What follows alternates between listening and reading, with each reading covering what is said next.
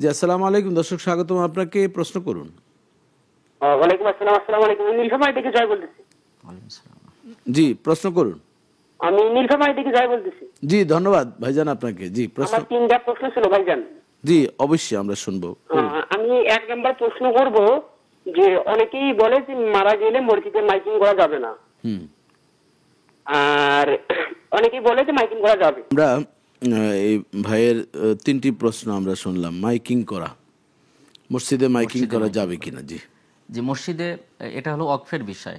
যিনি মাইক দান করবেন, প্রথমত হলো এটা তিনি কিভাবে দান করেছেন সেটাকে প্রস্ফুটিত স্পষ্ট থাকতে হবে। আমি যদি মসজিদে মাইক দান করি যে শুধু মসজিদের জন্য, আমি এভাবে যদি বলে দেই যে শুধু মসজিদের জন্য ব্যবহারযোগ্য, তাহলে এখন অন্য কিছু জায়েজ হবে না।